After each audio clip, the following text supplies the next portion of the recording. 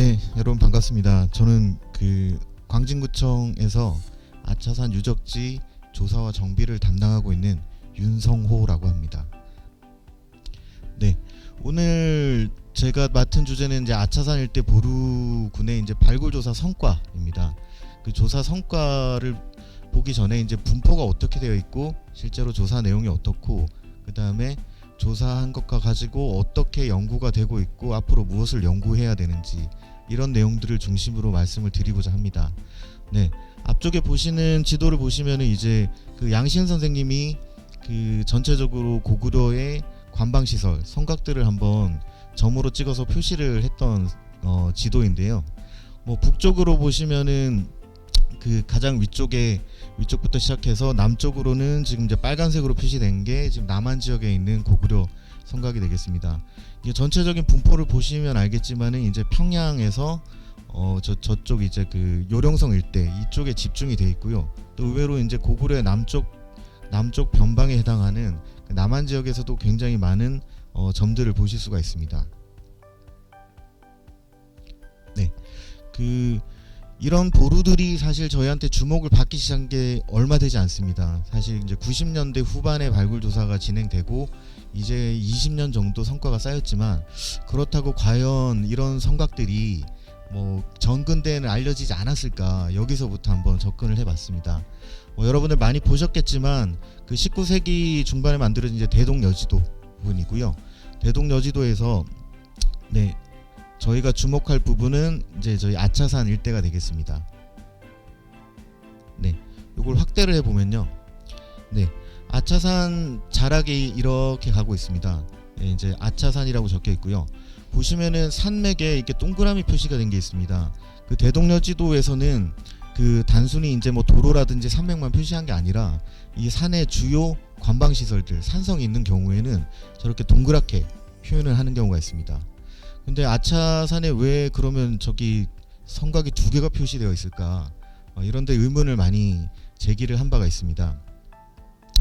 네, 그래서 조선시대 때 기록을 한번 살펴보면은 이제 문종실록에서 도성의 동쪽에 광진성이 있는데 강의 운거에서 사방을 통하는 길을 막는다라는 내용이 보입니다.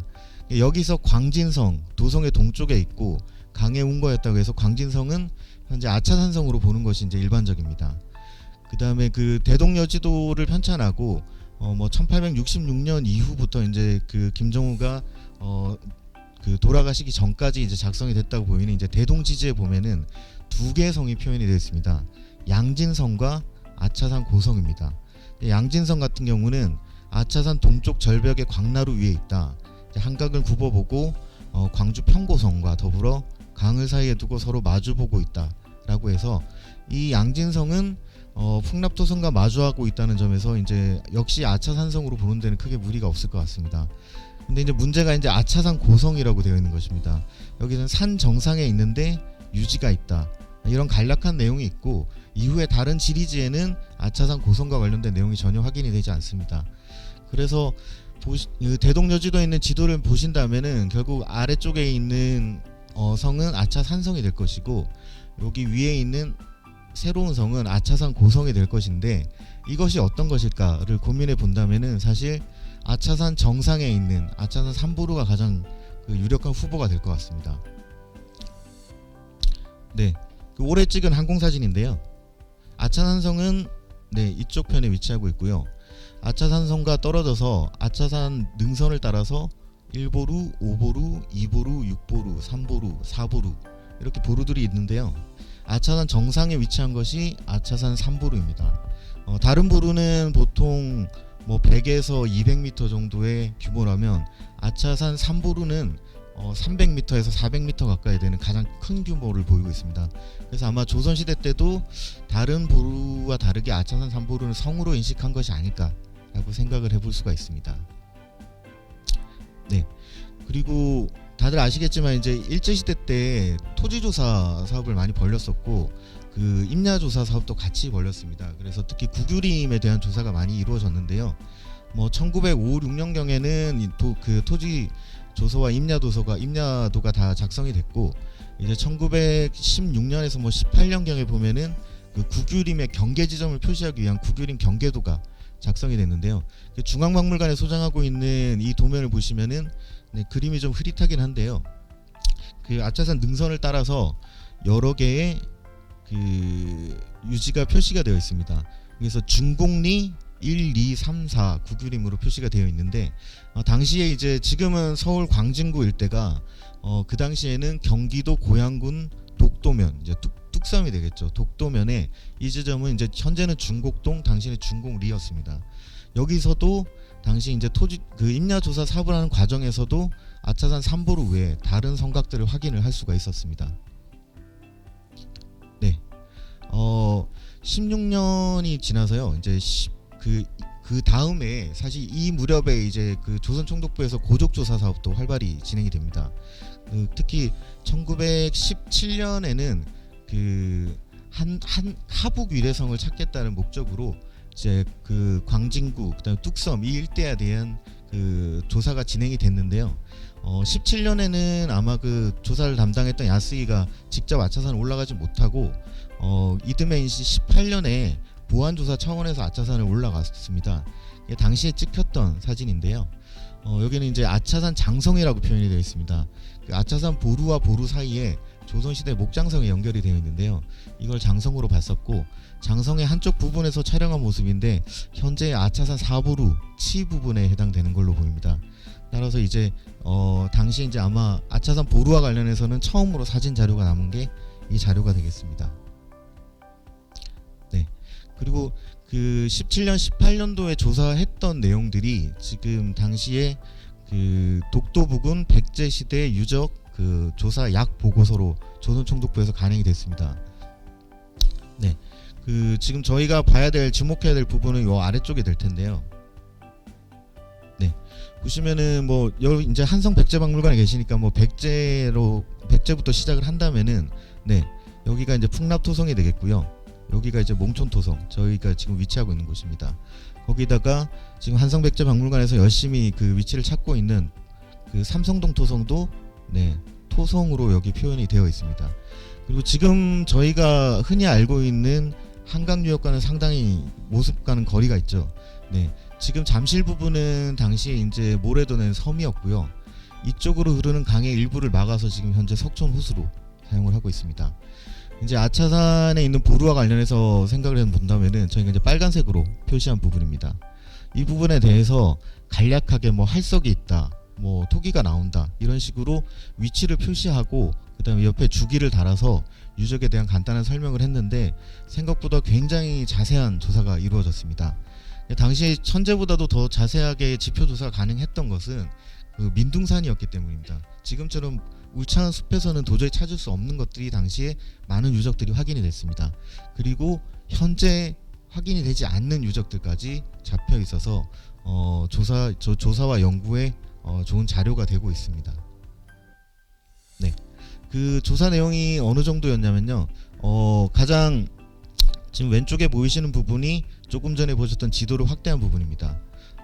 여기에 이제 성지라고 되어 있는 것이 아차산성이고요. 아래쪽에 있는 것이 홍련봉 1, 2보루.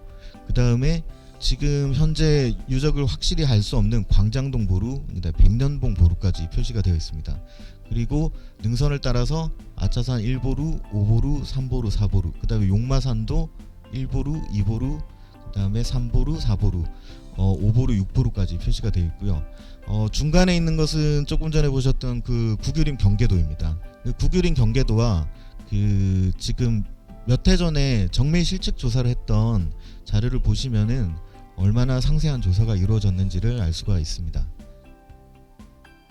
네, 지금 항공사진으로 보시면은 지금 가장 아래쪽에 따로 독립된 구릉이 이제 홍련봉 1, 2보루가 될 것이고요. 현재 없어진 것이 여기가 백년봉 보루, 그 다음에 여기 군부대가 주둔하고 있는 것이 광장동 보루가 될 것이고요.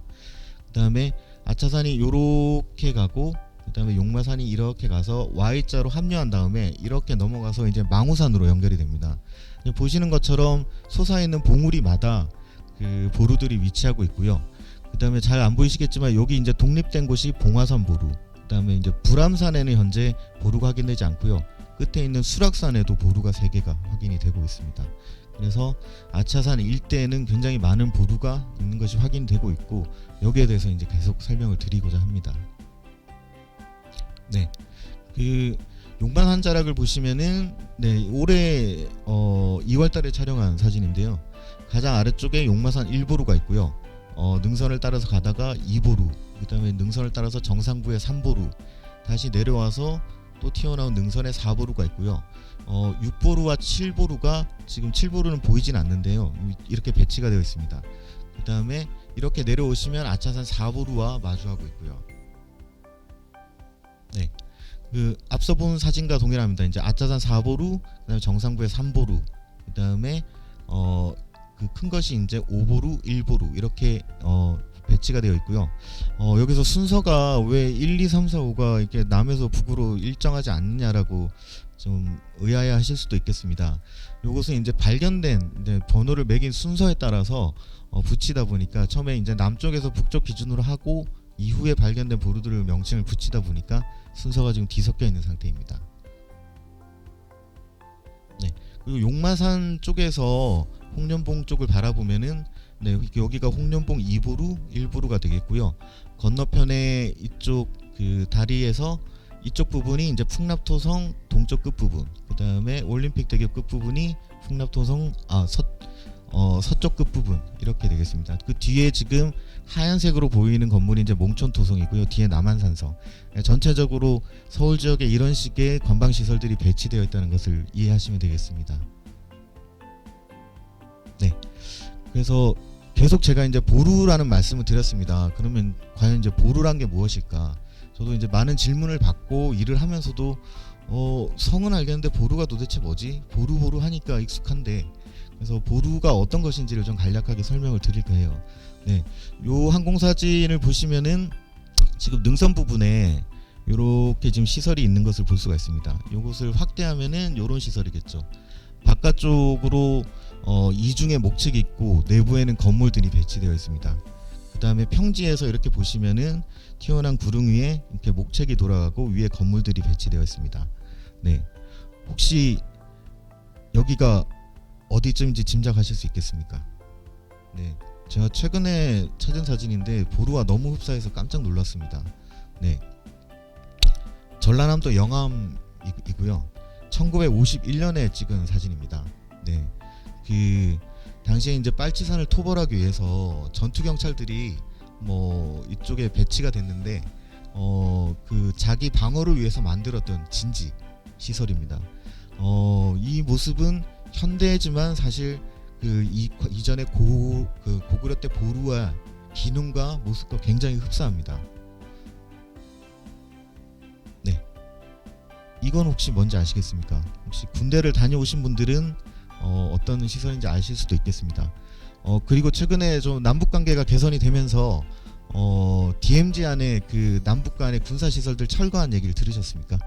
네, 요거는 등록문화재로 지정된 강원도 최동북단의 감시초소, 저 이제 GP라고 하죠. 가드포스트.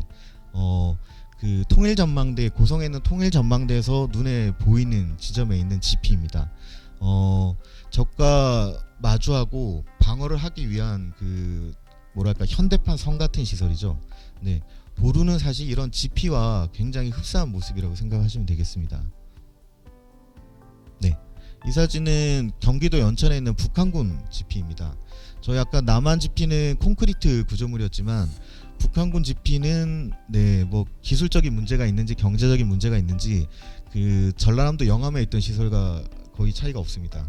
지금 보시면은 위쪽에 초가집들이 있고 바깥쪽으로 이렇게 철조망들이 있어서 시대에 굉장히 저희보다는 좀 뒤떨어져 있는 모습이죠. 그러나 아마 고구려 때 보루가 이런 모습에 가깝지 않았을까라고 생각을 해볼 수가 있습니다. 네, 그렇다면 이제 보루를 어떻게 봐야 될 것이냐? 정근대 사료에서 보루라는 표현을 거의 찾아보기 힘듭니다. 저는 사실 1900년 자료 이전에는 찾은 게 없는데요. 정근대에서는 보와 루를 별개의 의미로 썼습니다. 이제 보 같은 경우는 성보라고도 해서 작은 보, 뭐 보천보 전투할 때 그런 보가 될 것이고요. 근데 루 같은 경우는 어떤 진지의 의미로 사용이 됐습니다. 근데 이제 근대에 넘어가면은 이제 그 광무 4년의 내용을 보면은 뭐 요새, 성보, 포대에 관한은 사항이라는 뭐 용례에서 보루라는 것이 등장을 하는데요. 사실 약간 근대적인 개념에서 작은 방어 시설을 이제 보루라고 붙였던 것 같습니다. 그런데 이제 뒤에서 살펴보겠지만 보루라는 것이 이제 조사가 된 것이 70년대 이후인데요. 이미 조사하기 이전에도 성곽과 관련된 연구에서 이제 간혹 뭐 보호 또는 보루로 표현이 되는 것도 등장을 하게 됐습니다. 그런데 이제 그 아차산에 있는 보루들을 조사하게 되면서 이 작은 성들을 도대체 뭐라고 명칭을 붙일까라고 해서 처음에 보루성이라는 내용이 나왔다고 합니다. 근데 사실 보루와 성은 이제 뭐 역전압 같이 이제 말이 중복되는 것이기 때문에 보루라는 표현으로 쓰자라는 게 이제 통일이 됐고요. 그래서 뭐 최근까지 이제 가장 그 설득력 있게 받아들인 것이 이제 보루는 성체를 가진 작은 규모의 군사 시설을 이야기하고 어떻게 이제 정확하게 규모를 말할 수는 없지만 대략 300m 미만의 작은 성곽들을 보루라고 하자라는 것에 공감을 받고 있는 것 같습니다. 네, 아차산 사보루입니다. 아차산 사보루는 조사 이후에 저렇게 성벽이 이제 복원이 됐고요. 위쪽에 있는 건물은 복원이 안 됐습니다. 이런 그 시설 위에 이제 건물들이 들어가고 여기서 고구려 군들이 주둔을 했던 것이죠. 네, 2000년도 보고서에서 이제 서울대 박물관에서 당시의 모습을 재현해서 그려봤던 그림입니다. 이렇게 내부에 이제 초가로 된 건물에서 군사들이 주둔했던 이런 식으로 운영이 됐고요. 여기 이제 하나를 더 붙이자면 이제 최근에 말이 나오고 있는 것은 이런 보루는 단독으로 있는 것이 아니라 그 능선을 따라서 여러 개의 성들이 이제 세트를 이루면서 같이 방어 시설을 갖추고 보통 산 정상 이제 포곡식으로 산 정상에 산정식으로 배치되는 것이 또 하나의 특징이다라는 얘기가 나오고 있습니다.